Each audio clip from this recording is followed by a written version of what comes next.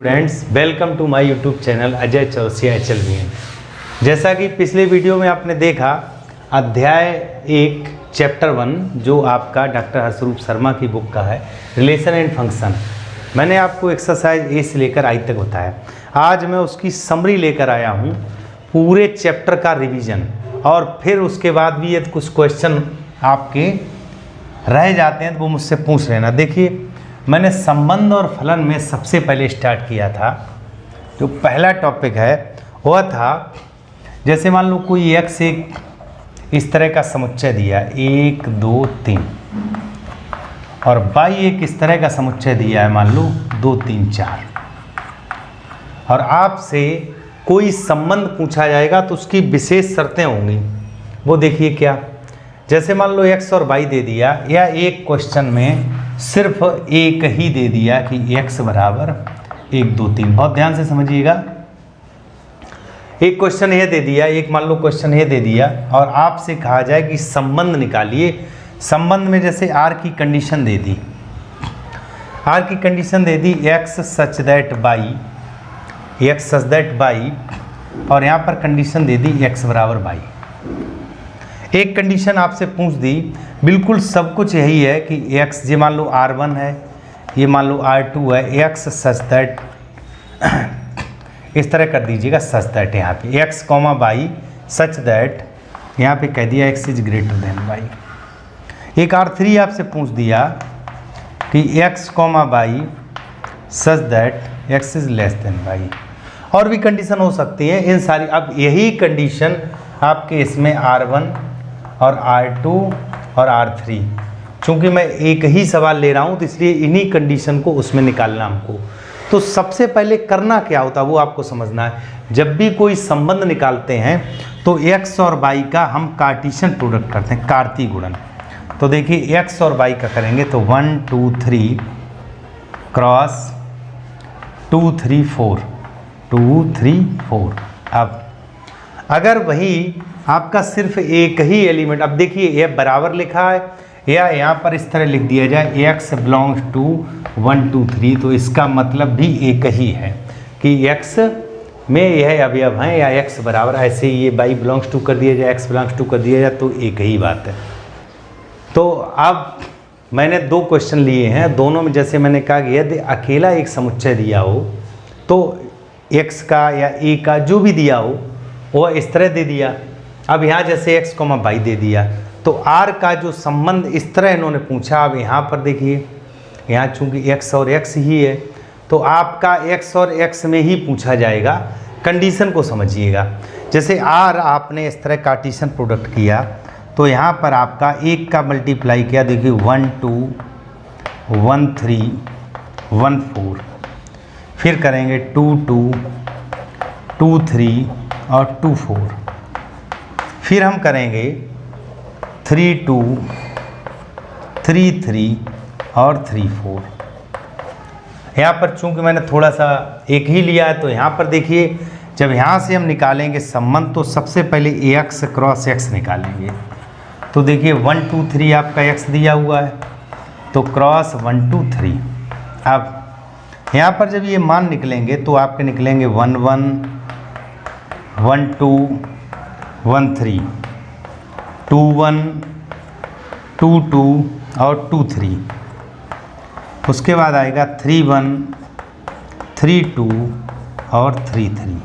ध्यान दीजिएगा 3 3। अब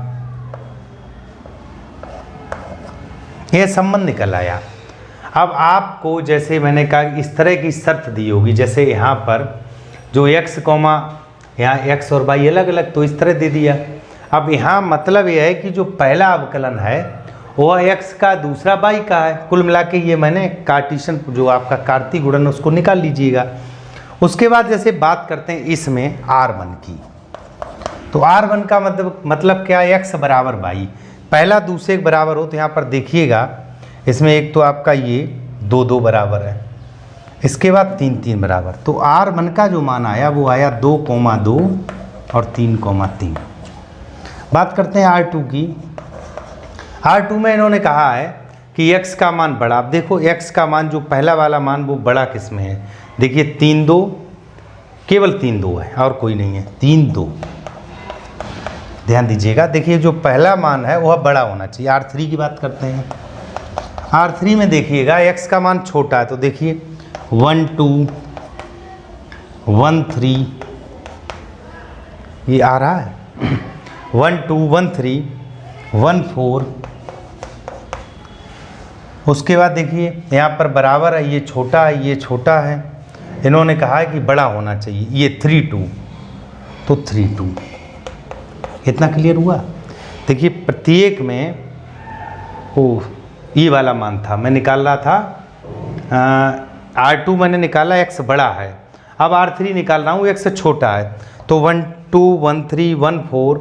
उसके बाद आपका 2 3, ध्यान दीजिएगा 2 3 2 3 के बाद 2 4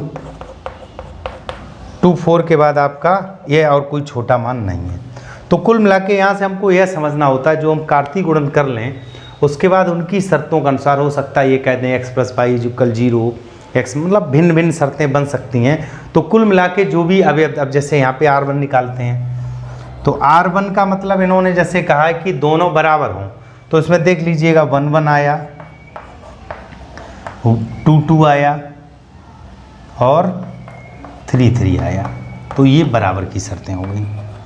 R2 में इन्होंने कहा है कि जो पहला वाला अवयव है वह बड़ा है। अब देखो पहला वाला अवयव यहाँ तक तो बड़ा कोई नहीं है, 3 1 3 2, तो 2 मान आए 3 1 और 3 2, जिसमें आपका पहला वाला अवयव बड़ा है। R3 में इन्होंने कहा है कि जो पहला वाला अवयव वो छोटा है, तो देखिए 1 2 1 3 1 2 1 3।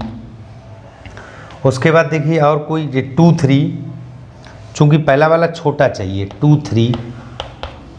उसके बाद और देखिए यहाँ पर और कोई मान नहीं, तो ये मान इस तरह आ गए।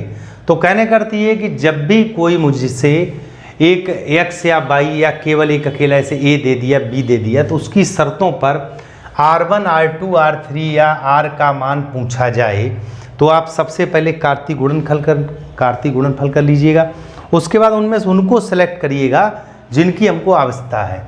अब इसी चूँकि पूरे चैप्टर का आज जो सारांश है, समरी, वो मुझको बताना है, तो इसी क्रम में आगे बढ़ते हुए देखिए जो मैंने क्रमवार बताया था वही मैं सारे क्वेश्चन आज आपको बताने जा रहा हूँ। बस आप थोड़ा सा धैर्य रखिए, आसानी से सीखेंगे।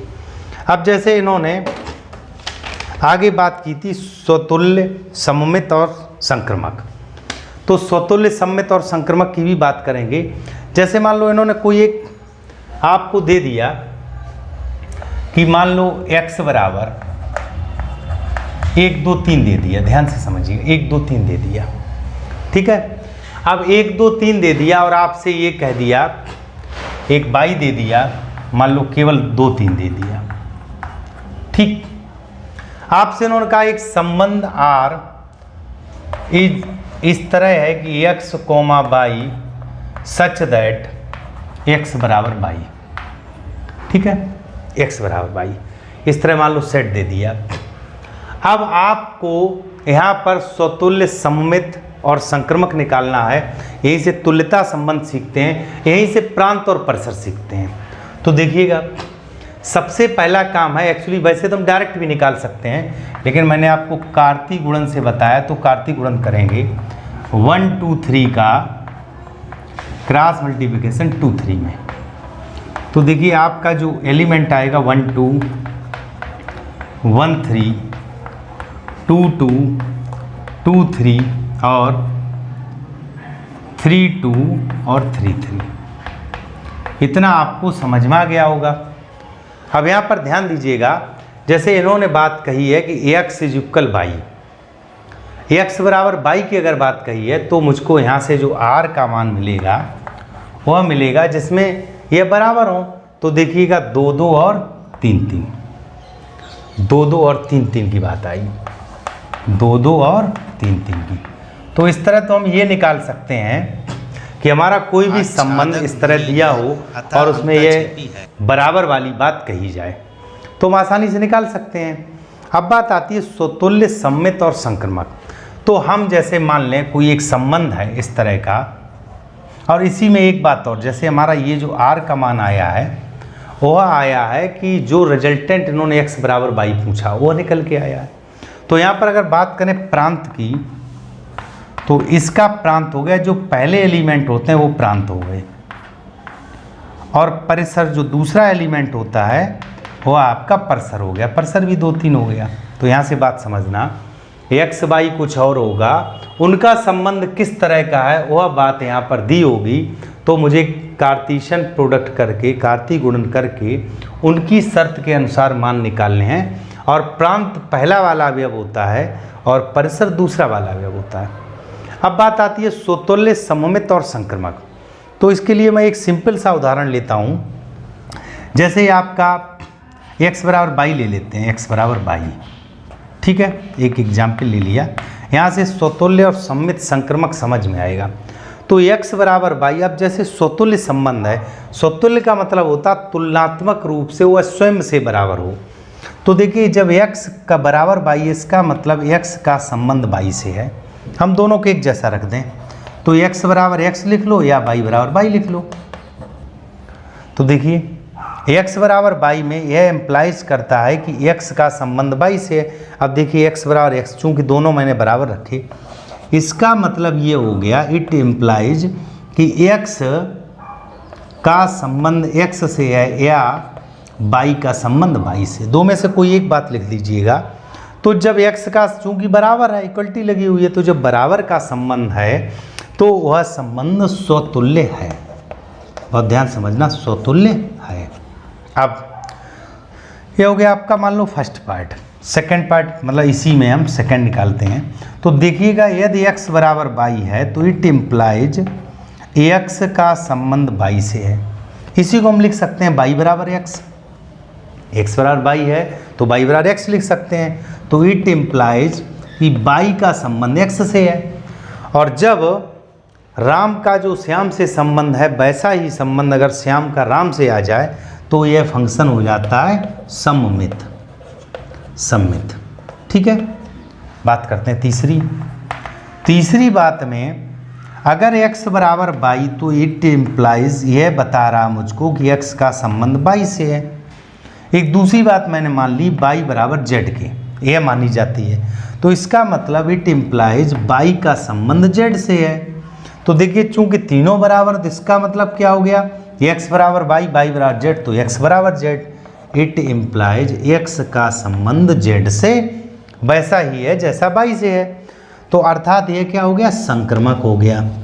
तो मैंने आपको पिछले वीडियो में क्या क्या बताया था, बराबर की बात हो, सममित हो, सर्वांगसम हो, तो वह शर्तें हमेशा स्वतुल्य भी होती हैं, सममित भी होती हैं और संक्रमक भी होती हैं।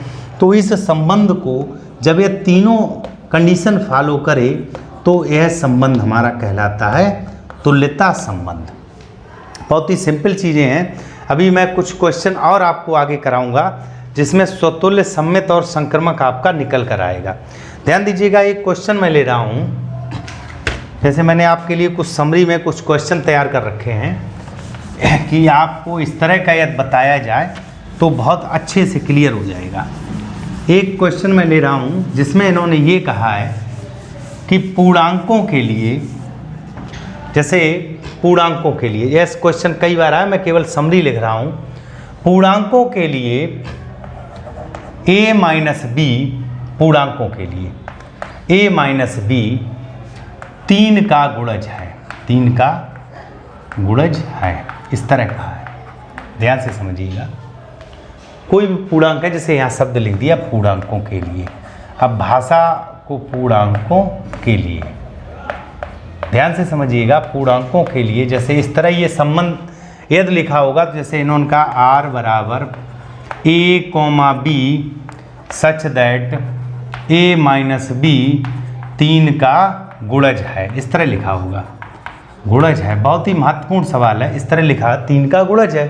और पूर्णांकों के लिए मतलब जो संबंध है, इसका मतलब ये जो a और b हैं, a कॉमा बी, यह आपके कैसे होंगे, रियल नंबर। ठीक है, मतलब a भी रियल नंबर होगा और b भी रियल नंबर होगा। ध्यान दीजिएगा, अब इस संबंध को बहुत आसानी से आप समझ सकते हैं कि यह संबंध जो है तुल्यता संबंध का पालन करता है नहीं करता। शब्द लिखा पूर्णांकों के लिए, तो देखिए a माइनस बी 3 का गुणज है, ध्यान दीजिएगा 3 का गुणज है।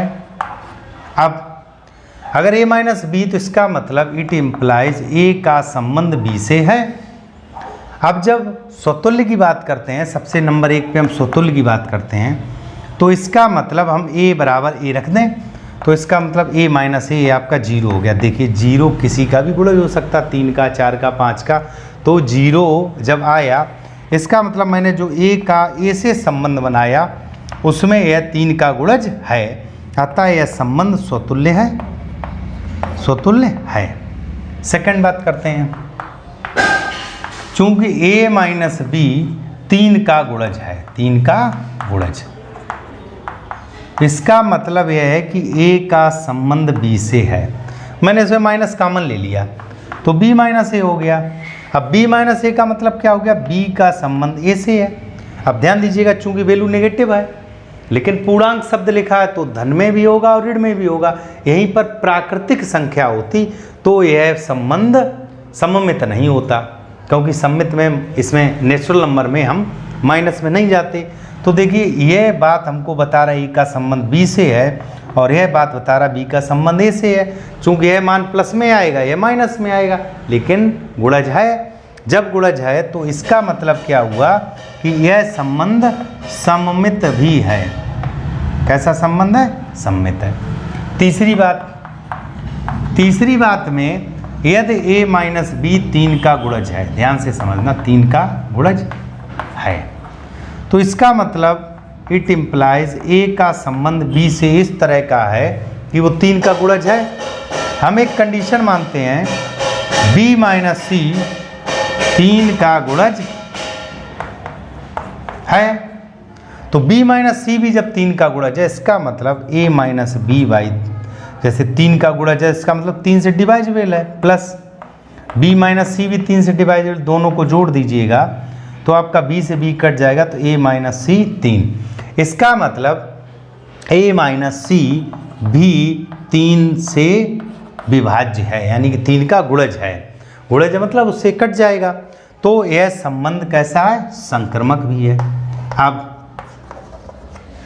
चूंकि आपको पहले से बता रखा है अगर कोई भी फलन स्वतुल्य है, सममित है और संक्रमक है तो हम कह सकते हैं अतः यह तुल्यता संबंध है। कैसा संबंध है, तुल्यता संबंध। तो डियर स्टूडेंट्स यह सवाल बहुत ही महत्वपूर्ण। अब यहीं पर जो सबसे महत्वपूर्ण बात, अगर पूर्णांकों की जगह, जैसे ये जो पूर्णांक है, पूर्णांक के स्थान पे अगर यही प्राकृतिक संख्या लिखा होता तो यह मान सममित नहीं होता। इतनी बात बहुत अच्छे से समझ में आई होगी। अब आगे चलते हैं। मैंने आपको पहली प्रश्नावली में इतना कुछ नोट कराया था, उसको समझ लीजिएगा। अब हम चलते हैं, अगला जो टॉपिक मैंने बताया था उसको ध्यान से समझिएगा। कुछ मैंने आपको बताया था कि जैसे संबंध तो बहुत सारे हो गए, अब वह संबंध फलन है या नहीं ये हमको सीखना है। ध्यान दीजिएगा, जैसे मैंने आपसे कहा था कोई संबंध फलन है या नहीं।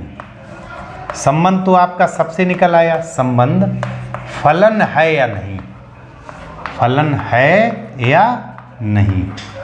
अब जैसे कोई ग्राफ दिया हुआ है, जैसे आपको मैंने बताया था, जैसे मान लो यह एक ग्राफ है, ध्यान से समझिएगा, यह एक ग्राफ इस तरह का यहाँ पे मूल बिंदु से मिलता हो एक ग्राफ यह है।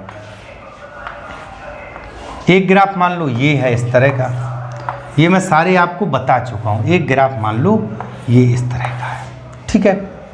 ध्यान दीजिएगा, फलन कोई भी संबंध फलन कब है, जब x के एक मान पर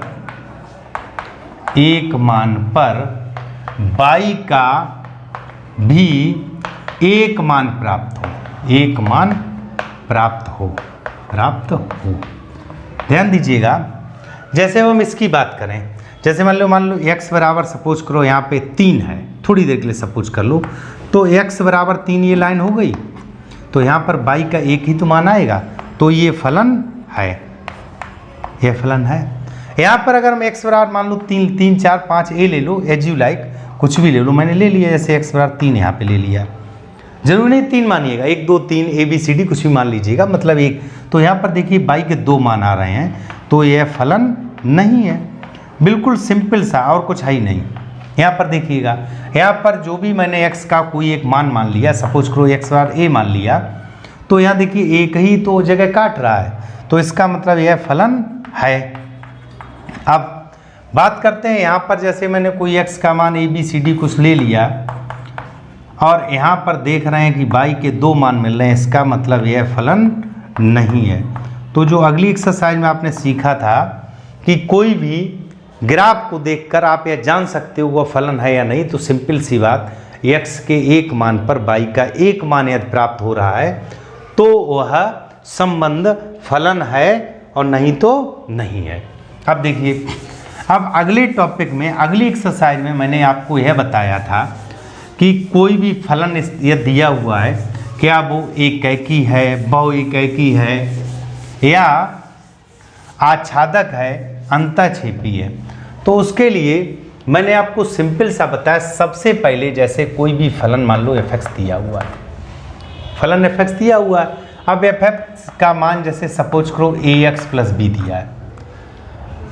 एग्जाम्पल के लिए जैसे मैंने ले लिया, एग्जाम्पल के लिए f(x) बराबर 2x + 3, ध्यान से समझना।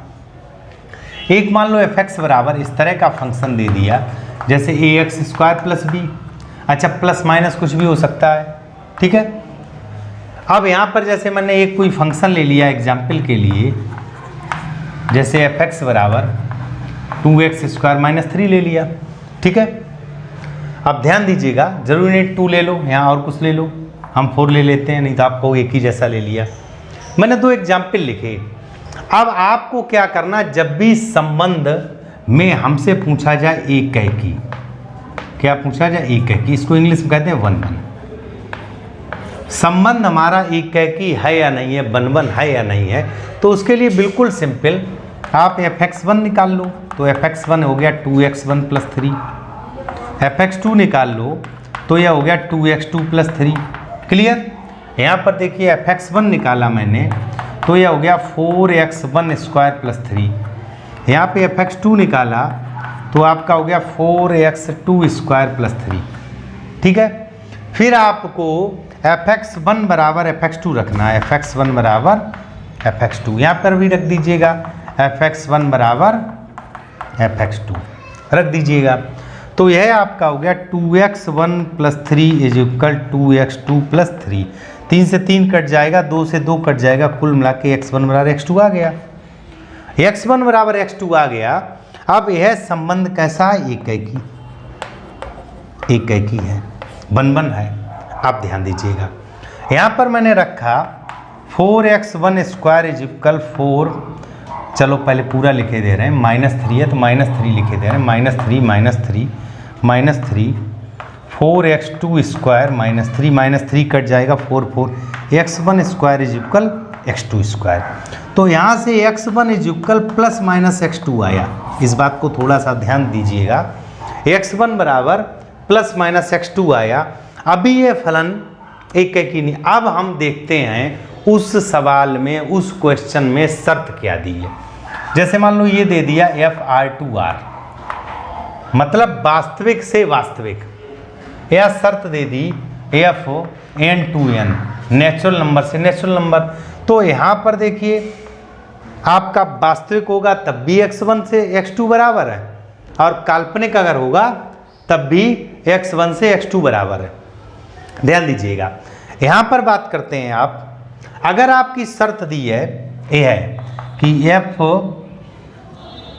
FR2R दे दिया इस तरह, जैसे ये वाला जो फंक्शन है 2 कंडीशन दी है, तो F सच दैट R2R, तो R2R में तो आपका यह फलन एकैकी नहीं है, यानी कि बहुएकी,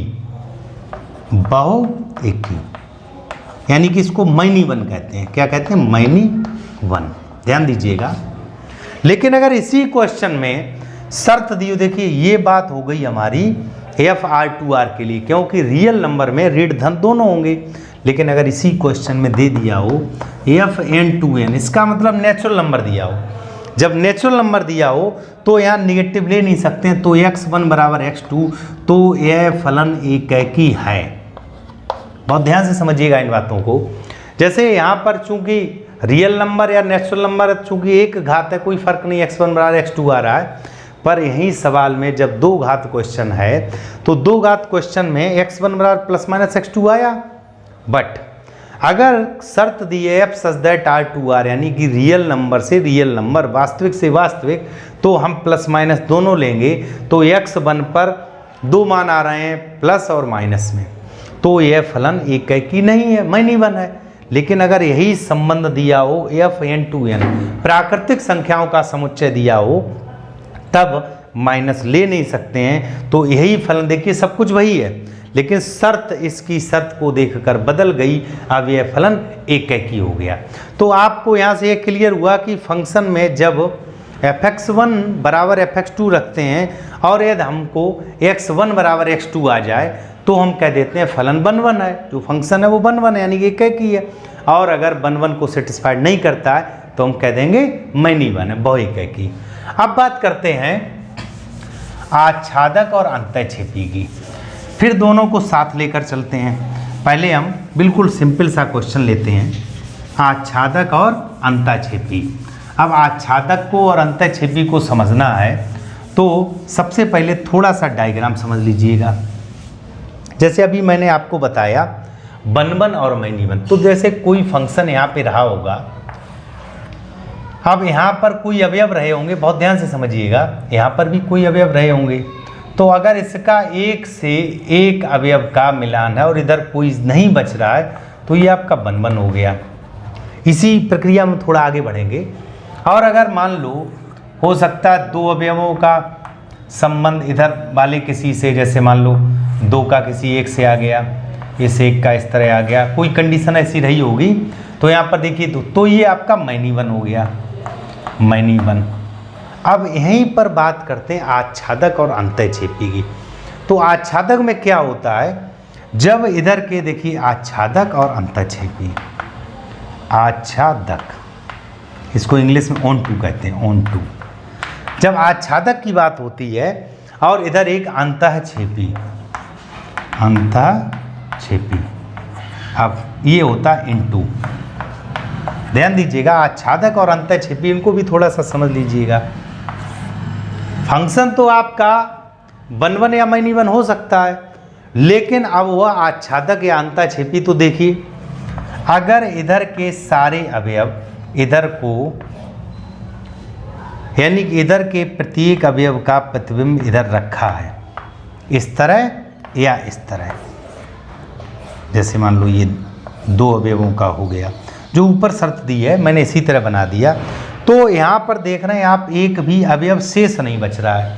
जब शेष नहीं अवयव बचता तो यह फंक्शन आच्छादक है। यहीं पर मान लो जैसे कोई एक संबंध इस तरह रहा होगा, अब देखिए इधर चाहे आप x y ले लो, a b ले लो, जैसे अगर x और y लिया तो इसका मतलब क्या हुआ, f(x)(2y), ठीक है, जो भी जैसे भी फंक्शन दिया हो। अब यहाँ पर जैसे मान लो ये आपका 2 प्रकार हम इसमें भी लेते हैं। अब यहाँ पर जैसे आपके अवयव इधर 4 हैं, जैसे इसका इससे संबंध इसका, तो ये फंक्शन 1 तो हुआ, लेकिन यहाँ कुछ शेष रह गया तो अंतःक्षेपी हो गया। अब मान लो दूसरी शर्त यह है, जैसे ये आपका इसका इससे संबंध हो गया, इसका मान लो इससे हो गया, यहाँ एक एलिमेंट बच गया, तो जब कुछ अवयव छूटते हैं तब वह संबंध अंतःक्षेपी कहलाता है। अब अगर इस शर्त को फॉलो कर रहा है तो एकैकी अंतःक्षेपी, इस शर्त को फॉलो कर रहा है तो मैनी वन यानी बहु एकैकी अंतःक्षेपी। बात यहाँ पर करते हैं, अगर इस शर्त को फॉलो कर रहा है तो एकैकी आच्छादक, इस शर्त को फॉलो कर रहा है तो बहु एकैकी आच्छादक। अब मैं कुछ सवाल लेकर आपको समझाता हूँ। इतना चूँकि पिछले वीडियो में मैंने इसको पढ़ाया है तो बहुत अच्छे से क्लियर हुआ होगा। अब मैं कुछ क्वेश्चंस लेता हूँ जिससे आपको बिल्कुल क्लियर हो जाएगा कि यह ऐसा क्यों और किस शर्तों पर आता है। आपको फिगर बनाया है एकैकी, बहु एकैकी, आच्छादक और अंतःक्षेपी। अब हम एक प्रश्न को लेकर चलते हैं। जैसे मान लो क्वेश्चन ये इस तरह का है कि f(x) बराबर 2x + 3, बहुत ध्यान से समझिएगा, f(x) बराबर 2x + 3। और यहाँ पर दो शर्त दी हैं। एक कंडीशन है एफ आर टू आर और दूसरी कंडीशन है F N to N, F such that N to N.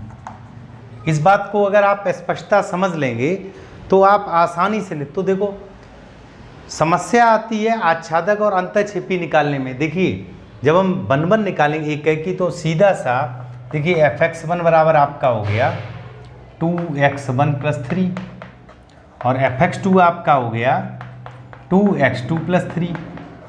फिर हम लिखते हैं एफ एक्स वन बराबर एफ एक्स टू, तो आप सीधा सा लिखेंगे 2x1 + 3 = 2x2 + 3, तो फाइनली x1 = x2।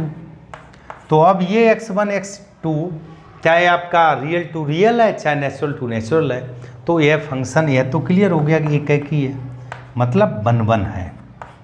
ठीक है, यह तो क्लियर हो गया कि वन है। लेकिन बात आती है यह आच्छादक है या अंतःक्षेपी। तो ध्यान दीजिएगा, जैसे हम क्या करते हैं इसके निकालने के कई तरीके। मैं आपको एक सिंपल सी बात बता रहा हूँ।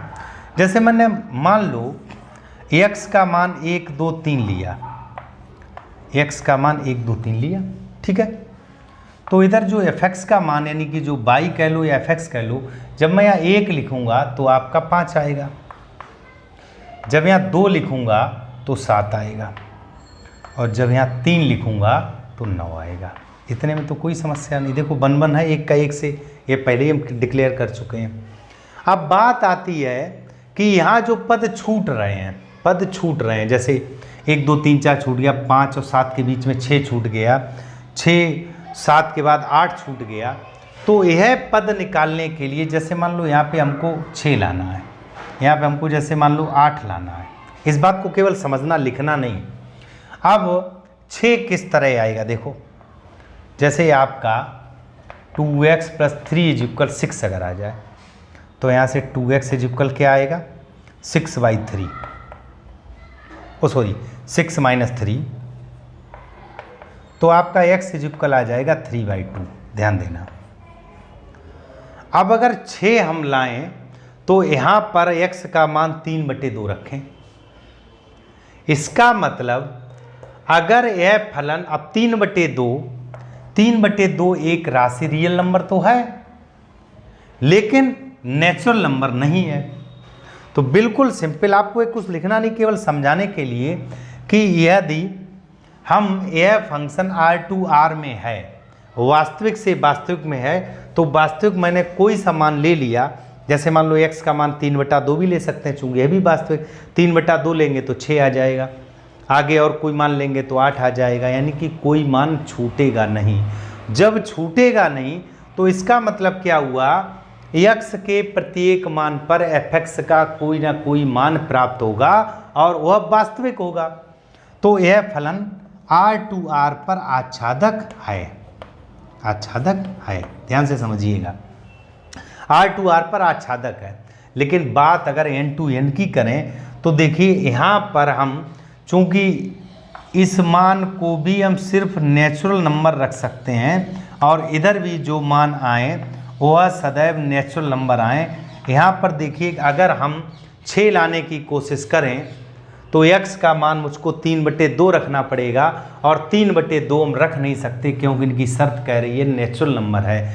तो यहाँ पर मान कुछ छूटते हैं, चूँकि यह मान तो 5 7 9 आ रहे हैं, लेकिन यहाँ पर यदि मैं प्रत्येक मान नेचुरल नंबर रखता हूँ 1 2 3 4, तो कुछ क्रम छोड़ कर आ रहा है। इसका मतलब क्या हुआ, जो हमारा fx आ रहा है उसमें पद छूटे हुए हैं, और छूटे हुए के कारण ही फंक्शन हमारा कैसा बनता था, अंतःक्षेपी। अभी मैंने आपको पिछली वीडियो में बताया है। इस बात को बहुत ध्यान से समझिएगा, चूंकि एक फंक्शन, देखिए सवाल वही है, क्वेश्चन वही है, लेकिन यहाँ पर शर्त है R2R।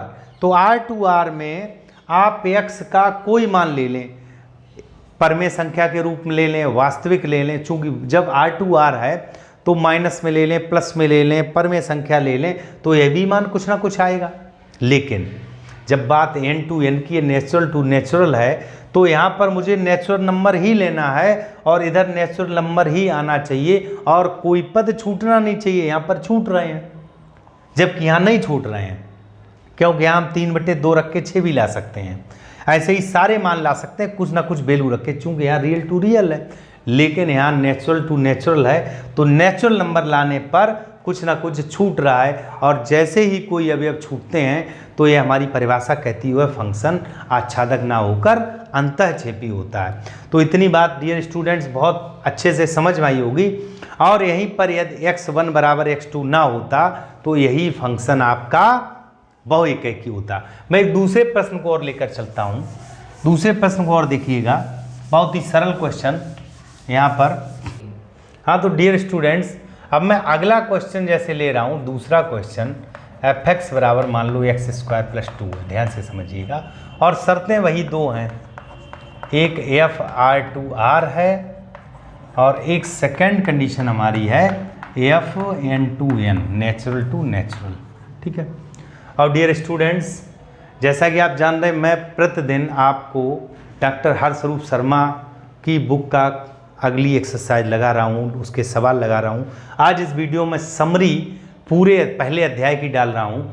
आप सभी स्टूडेंट्स मेरे चैनल को सब्सक्राइब ज़रूर करें, लाइक करें, कमेंट करें, और यदि कोई समस्या हो रही है तो आप मेरे चैनल पर आकर अपना कमेंट करें। टेलीग्राम चैनल भी है जिसकी लिंक मैं दे रखता हूँ, तो टेलीग्राम पर आप आइएगा, अपना कमेंट करिएगा, कोई समस्या उसको बताइएगा। अब ध्यान दीजिएगा, जैसे f(x) को मैंने ले लिया x² + 2, तो सबसे पहले वही चेक करेंगे कि f(x1) बराबर f(x2) रखेंगे। ध्यान दीजिएगा, अब इतना मैं थोड़ा लिख रहा हूँ तो इसको लिख सकते हैं x1² + 2 x2² + 2, तो यहाँ से आपका x1² = x2² आ जाएगा, तो x1 = x ± x2 आएगा, ± x2। इस बात को समझना। अब अगर यही शर्त R2R है, real number two real number, देखिए जब शर्त हमारी R2R है यानी वास्तविक से वास्तविक, तो यह फंक्शन एकाकी नहीं है, इसका मतलब बहुएकाकी है, या बहुएकाकी लिख लो। कहने का अर्थ ही इंग्लिश में लिख दीजिएगा मैनी वन। ठीक है, इसको इंग्लिश में लिख दीजिएगा मैनी वन। हिंदी में थोड़ी सी समस्या हो जाती है तो इंग्लिश में लिख दीजिए। अगर यही फंक्शन आपका f(n2n) होता तो आपका x1 बराबर x2 होता, x1 बराबर x2 होता, तो यह आपका 1 हो जाता, तो ये कैसा हो जाता 1। अब मैनी वन और 1 की बात यहाँ से हो गई। अब बात आती है, यही फंक्शन है f(r2r) है, तो ध्यान दीजिएगा, अब यह आच्छादक है या अंतःक्षेपी। अभी मैंने बताया एग्जाम्पल के लिए, जैसे मैंने कोई 3 मान ले लिए, जैसे एक ऋण में ले लिया, एक 0 ले लिया, एक प्लस में ले लिया, बहुत ध्यान से समझिएगा, 3 मान कोई ले लिए। अब इधर आप देखिएगा, यहाँ जब मैंने जैसे ही -1 रखा तो आपका 3 आएगा। अब जब हम 1 रखेंगे तब भी 3 आएगा, तो 1 से भी आपका 3 का संबंध निकलेगा। लेकिन जब मैंने 0 रखा तो आपका 2 आया, 0 रखा तो 2 आया। अब ध्यान दीजिएगा, रियल नंबर है तो यह चेक करिएगा क्या सारे मानों पर हमको प्रत्येक मान मिल रहा है। जैसे बेटा यहाँ पे 1 लाना, हमको 1 अगर लाना, बहुत ध्यान से समझिएगा, केवल समझने अंडरस्टैंडिंग होनी चाहिए। जैसे x² + 2 हमको यहाँ पर 1 लाना है, तो x² आपका हो जाएगा -1, तो xj क्या आ गया, कम्प्लेक्स नंबर आ गया, तो 1 तो आना संभव नहीं है। अब जब 1 आना संभव नहीं है, इसका मतलब कुछ मान छूटेंगे, तो यह फलन कैसा हो गया, आच्छादक तो नहीं हुआ, कैसा हो गया, अंतःक्षेपी। अब बात करते हैं नेचुरल नंबर में। नेचुरल नंबर जब देखिए रियल नंबर में अंतःक्षेपी आया, तो यह तो क्लियर है कि नेचुरल नंबर में तो अपने आप अंतःक्षेपी आएगा। तो जब नेचुरल नंबर की बात करते हैं तो यहाँ पर देखिए बिल्कुल सेम प्रोसेस, चित्र एक ऐसी बना दीजिएगा। अब यहाँ तो मैंने माइनस में भी ले लिया, यहाँ सिर्फ मान पॉजिटिव ले सकते हैं, 1 2 3। जैसे नेचुरल नंबर ले लेंगे तो जब 1 रखेंगे, 2 रखेंगे, 3 रखेंगे, 1 मैंने रखा तो यहाँ आपका 3 आया, और जब 2 रखा तो आपका 6 आया, और 3 रखा तो आपका 11 आया। फाइनली यहाँ भी कुछ नंबर्स छूट रहे हैं, इसका मतलब यह फंक्शन भी आच्छादक नहीं है, तो यह फंक्शन कैसा होगा, अंतःक्षेपी, जिसको हम इंग्लिश में इनटू कहते हैं। इनटू ये इनटू फंक्शन है। अब इस बात को बहुत ध्यान से समझिएगा कि जो मेन पॉइंट होता है एकैकी आच्छादक या बहुएकैकी अंतःक्षेपी, यह जो शर्तें दी रखी हैं, इन शर्त का विशेष महत्व होता है। इन शर्तों को बहुत ध्यान से समझिएगा। और बाकी डियर स्टूडेंट्स, इस पूरे कंसेप्ट में कुछ नहीं है। अब हम चलते हैं, आप इसका स्क्रीनशॉट ले लीजिएगा और मैं चलता हूँ। अगला टॉपिक है आपका प्रतिलोम फलन। प्रतिलोम फलन को देखते हैं आगे। देख, अच्छा कंसेप्ट, और सभी स्टूडेंट हमारे चैनल को प्रतिदिन देखें, लाइक करें, कमेंट करें, शेयर करें, तो आप सभी को एक्सरसाइज का कुछ ना कुछ आगे मिलता रहेगा। ध्यान दीजिएगा, हम बात करते हैं प्रतिलोम फलन की। प्रतिलोम फलन, इसको इन्वर्स फंक्शन कहते हैं। अब ध्यान दीजिएगा, जैसे कोई एक f(x) बराबर आपका मान लो ax + b दिया हुआ है, तो प्रतिलोम क्या होगा? प्रतिलोम सीधा सा हमको f इनवर्स x निकालना है। प्रतिलोम का मतलब f इनवर्स x। अब प्रतिलोम को निकालने का बिल्कुल सरल तरीका समझिएगा। जैसे f(x) = ax + d, अभी मैं एक एग्जाम्पल भी लगा के दिखाऊंगा। यहाँ पर ध्यान दीजिएगा, चूंकि f(x) ही y होता है, y बराबर f(x) होता है, तो यहाँ से आपका हो गया y बराबर ax + b। तो देखिए y माइनस b = ax, तो y minus b upon a = x। तो x का वैल्यू मैंने निकाल लिया, यहाँ तक तो कोई समस्या नहीं। अब ध्यान दीजिएगा, x का वैल्यू मैंने निकाला, तो यहाँ मुझको मान चाहिए f इनवर्स x का। तो देखो f इनवर्स x, देखो f इनवर्स जब x लिखेंगे तो ये x का मान जो y के पदों में आया है, x का मान रोक दें। हाँ, तो आप देख रहे हैं कि जैसे x = y माइनस b/a हमने निकाल लिया। अब चूंकि f इनवर्स x का हमको मान चाहिए, यहाँ से ध्यान देना, जब हम यहाँ से ये कह रहे हैं कि f(x) = y है, तो यदि हम x यहाँ से निकालें तो f इनवर्स y निकलेगा। इसका मतलब यह जो मान आया है वो किसका आया? f इनवर्स y का। f इनवर्स y आया y माइनस b/a। क्लियर? तो f इनवर्स x, y की जगह दोनों और x रख दो, तो देखिए यहाँ पर हो जाएगा y की जगह x रखा, x माइनस b/a आंसर। अब एक एग्जाम्पल लेकर हम समझाते हैं। जैसे एक फंक्शन दिया हुआ है कि f(r2r) R2R रियल से रियल, और f(x) का मान लो दिया है 3x + 5, और आपसे पूछ दिया f इनवर्स x निकालिए, इसका प्रतिलोम निकालिएगा, f inverse x, f find out करिए। और ध्यान से समझिएगा, कुछ नहीं है इसमें। आपने क्या किया, लेट f(x) = y, तो यहाँ से x = क्या हो गया? f इनवर्स y हो गया। इसको इक्वेशन फर्स्ट मान लो, ठीक है। अब यहाँ पे रख दीजिएगा, तो जब हम यहाँ पे पुट करेंगे तो आपका आ जाएगा y = 3x + 5 आ गया।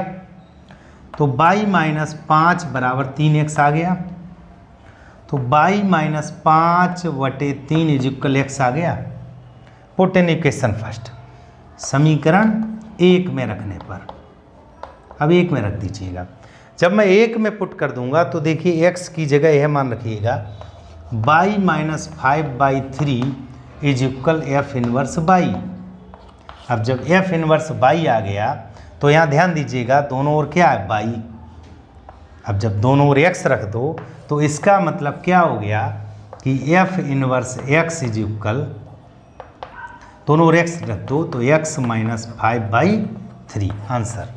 बहुत ही सिंपल है। तो इस तरह हम प्रतिलोम फलन निकालते हैं। अब हम आपको कुछ एक बहुत ही इम्पॉर्टेंट सवाल जो कि कई बार एग्जाम में आया है, यह भी सवाल कई बार एग्जाम में आया, इस क्वेश्चन को बहुत ध्यान से देखिएगा। और डियर स्टूडेंट्स, मेरे चैनल को लाइक, कमेंट, शेयर और प्रतिदिन आप वीडियो देखिएगा। यकीन मानिए बोर्ड परीक्षा की बहुत अच्छे से आपकी तैयारी हो जाएगी। प्रतिदिन कोई ना कोई नया टॉपिक, आज मैं यह पहला चैप्टर समाप्त कर रहा हूं, और फिर भी यदि आपकी कोई क्यूरी रह जाए, कोई क्वेश्चन रह जाए, तो मेरे टेलीग्राम चैनल पे आप संपर्क कर लीजिएगा। एक क्वेश्चन लिया हुआ है, जैसे इन्होंने कहा है क्वेश्चन एक एग्जाम्पल के तौर पे कि F x is equal x square plus 1 और कंडीशन दी है एफ R2R हमसे मान पूछा है एफ इनवर्स -5। अब देखो एफ इनवर्स -5 ये हमको निकालना है। तो ध्यान दीजिएगा, जैसे ये जो फंक्शन है, चूंकि जो x का मान है, जो भी एफ एक्स का मान है वह किस में आ रहा, R में।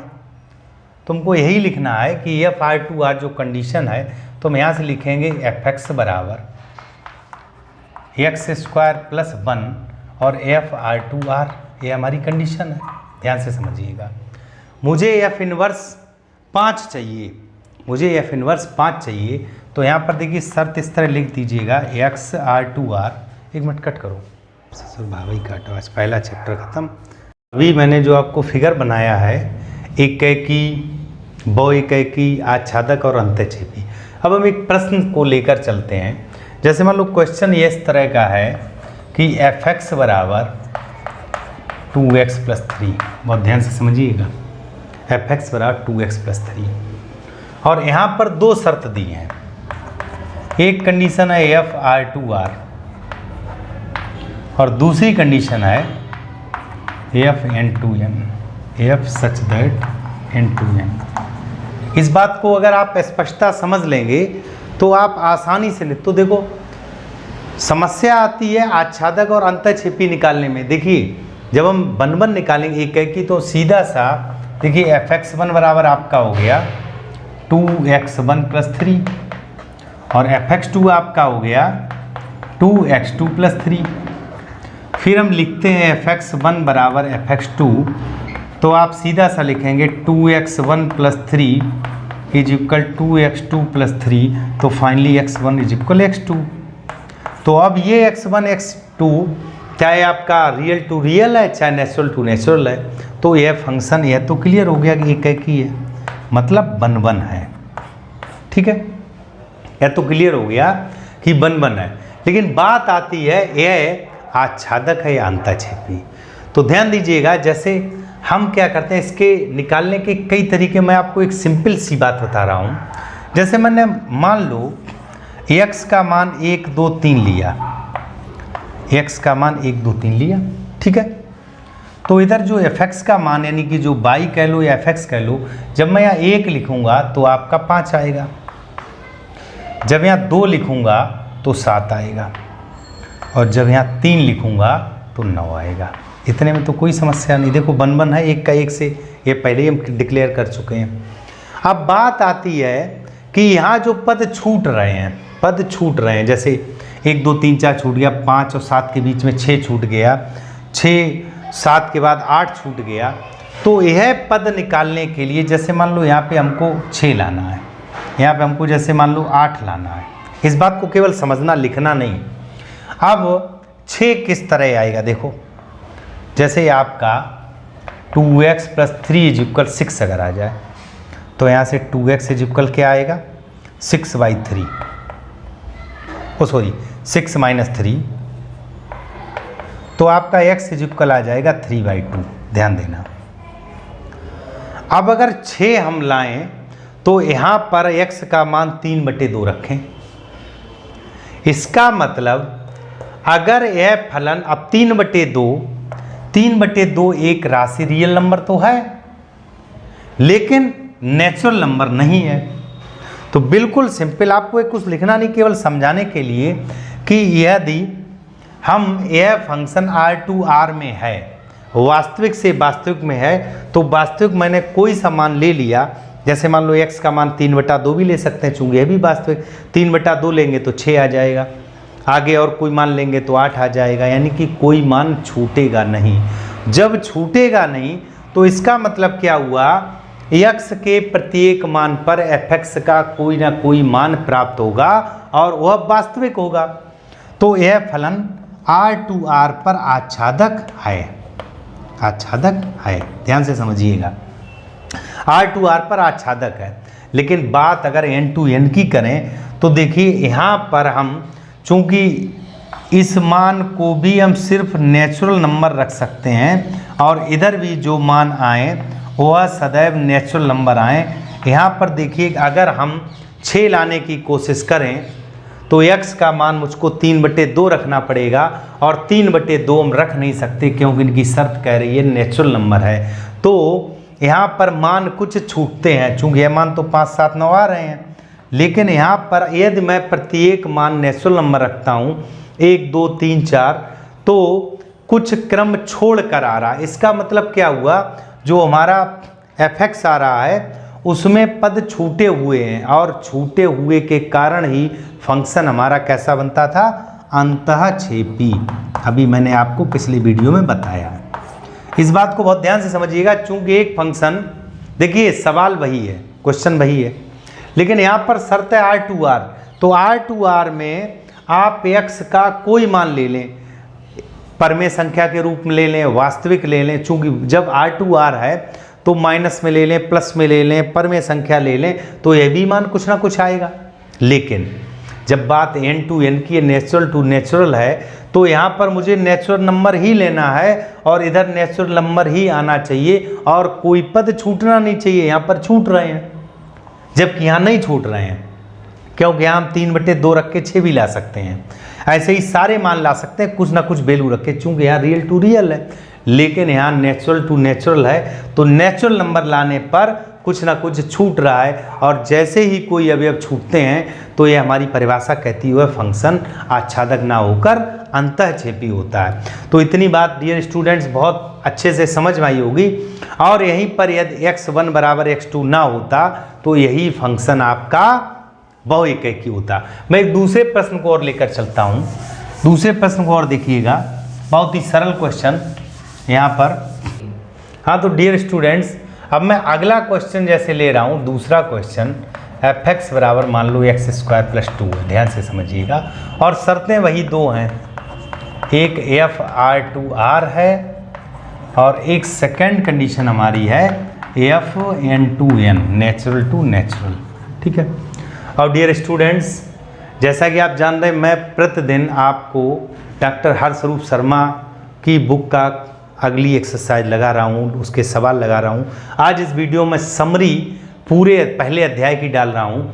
आप सभी स्टूडेंट्स मेरे चैनल को सब्सक्राइब ज़रूर करें, लाइक करें, कमेंट करें, और यदि कोई समस्या हो रही है तो आप मेरे चैनल पर आकर अपना कमेंट करें। टेलीग्राम चैनल भी है जिसकी लिंक मैं दे रखता हूँ, तो टेलीग्राम पर आप आइएगा, अपना कमेंट करिएगा, कोई समस्या उसको बताइएगा। अब ध्यान दीजिएगा, जैसे fx को मैंने ले लिया x² + 2, तो सबसे पहले वही चेक करेंगे कि fx1 = fx2 रखेंगे। ध्यान दीजिएगा, अब इतना मैं थोड़ा लिख रहा हूँ तो इसको लिख सकते हैं x1² + 2 x2² + 2, तो यहाँ से आपका x1² = x2² आ जाएगा, तो x1 = x ± x2 आएगा, ±x2। इस बात को समझना।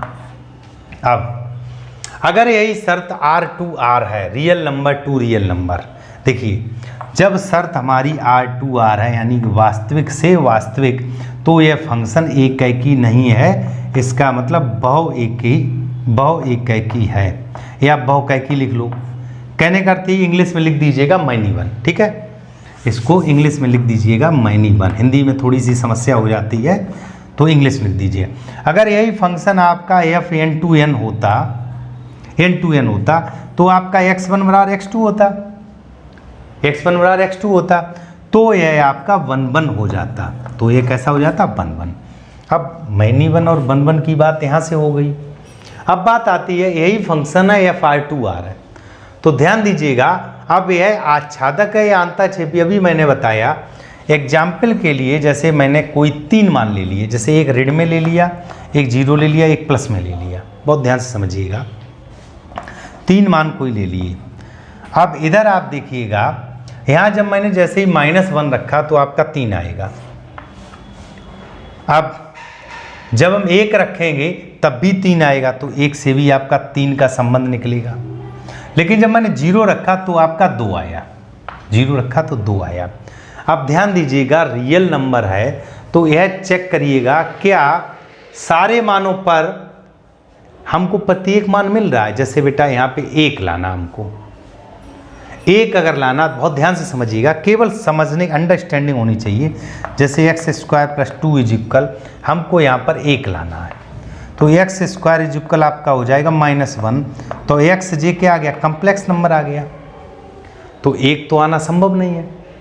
अब जब 1 आना संभव नहीं है, इसका मतलब कुछ मान छूटेंगे, तो ये फलन कैसा हो गया, आच्छादक तो नहीं हुआ, कैसा हो गया, अंतःक्षेपी। अब बात करते हैं नेचुरल नंबर में। नेचुरल नंबर जब देखिए रियल नंबर में अंतःक्षेपी आया, तो यह तो क्लियर है कि नेचुरल नंबर में तो अपने आप अंतःक्षेपी आएगा। तो जब नेचुरल नंबर की बात करते हैं, तो यहाँ पर देखिए बिल्कुल सेम प्रोसेस, चित्र एक ऐसी बना दीजिएगा।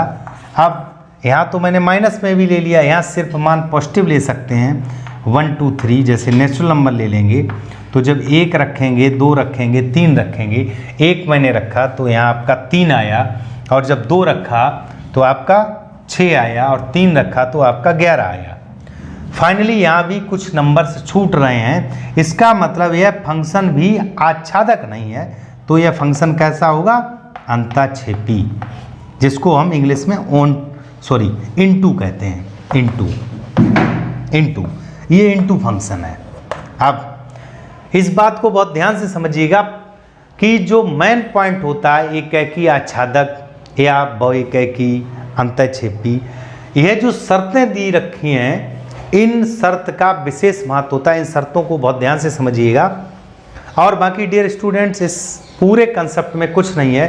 अब हम चलते हैं, आप इसका स्क्रीनशॉट ले लीजिएगा, और मैं चलता हूँ। अगला टॉपिक है आपका प्रतिलोम फलन। प्रतिलोम फलन को देखते हैं आगे। देख, अच्छा कंसेप्ट, और सभी स्टूडेंट हमारे चैनल को प्रतिदिन देखें, लाइक करें, कमेंट करें, शेयर करें, तो आप सभी को एक्सरसाइज का कुछ ना कुछ आगे मिलता रहेगा। ध्यान दीजिएगा, हम बात करते हैं प्रतिलोम फलन की। प्रतिलोम फलन, इसको इन्वर्स फंक्शन कहते हैं। अब ध्यान दीजिएगा, जैसे कोई एक f(x) बराबर आपका मान लो ax + b दिया हुआ है, तो प्रतिलोम क्या होगा, प्रतिलोम सीधा सा हमको f इनवर्स x निकालना है। प्रतिलोम का मतलब f इनवर्स x। अब प्रतिलोम को निकालने का बिल्कुल सरल तरीका समझिएगा। जैसे f(x) = ax + d, अभी मैं एक एग्जाम्पल भी लगा के दिखाऊंगा। यहाँ पर ध्यान दीजिएगा, चूंकि f(x) ही y होता है, y बराबर f(x) होता है, तो यहाँ से आपका हो गया y बराबर ax + b। तो देखिए y - b = ax, तो y - b upon a = x। तो x का वैल्यू मैंने निकाल लिया, यहाँ तक तो कोई समस्या नहीं। अब ध्यान दीजिएगा, x का वैल्यू मैंने निकाला, तो यहाँ मुझको मान चाहिए f इनवर्स x का। तो देखो f इनवर्स x, देखो f इनवर्स जब x लिखेंगे तो ये x का मान जो y के पदों में आया है, x का मान रोक दें। हाँ, तो आप देख रहे हैं कि जैसे x = y - b/a हमने निकाल लिया। अब चूंकि f इनवर्स x का हमको मान चाहिए, यहाँ से ध्यान देना, जब हम यहाँ से ये कह रहे हैं कि f(x) = y है, तो यदि हम x यहाँ से निकालें तो f इनवर्स y निकलेगा। इसका मतलब यह जो मान आया है वो किसका आया, f इनवर्स y का। f इनवर्स y = आया y - b/a। क्लियर। तो f इनवर्स x, y की जगह दोनों और x रख दो, तो देखिए यहाँ पर हो जाएगा y की जगह x रखा, x - b/a आंसर। अब एक एग्जाम्पल लेकर हम समझाते हैं। जैसे एक फंक्शन दिया हुआ है कि f(r2r) रियल से रियल, और f(x) का मान लो दिया है 3x + 5, और आपसे पूछ दिया f इनवर्स x निकालिए, इसका प्रतिलोम निकालिएगा, f इनवर्स x, यह फाइंड आउट करिए। और ध्यान से समझिएगा, कुछ नहीं है इसमें। आपने क्या किया, लेट f(x) = y, तो यहाँ से x = क्या हो गया, f इनवर्स y हो गया। इसको इक्वेशन फर्स्ट मान लो, ठीक है। अब यहाँ पे रख दीजिएगा, तो जब हम यहाँ पे पुट करेंगे तो आपका आ जाएगा y = 3x + 5 आ गया। तो y माइनस 5 बराबर 3x आ गया। तो y minus 5/3 is equal x आ गया। पुट इन इक्वेशन फर्स्ट, समीकरण 1 में रखने पर, अब 1 में रख दीजिएगा। जब मैं 1 में पुट कर दूंगा तो देखिए x की जगह यह मान रखिएगा y minus 5/3 is equal f inverse y। अब जब f इनवर्स y आ गया तो यहाँ ध्यान दीजिएगा दोनों ओर क्या है y। अब जब दोनों ओर x रख दो तो इसका मतलब क्या हो गया कि f inverse x is equal, दोनों ओर x रख दो तो x माइनस 5/3 आंसर। बहुत ही सिंपल है। तो इस तरह हम प्रतिलोम फलन निकालते हैं।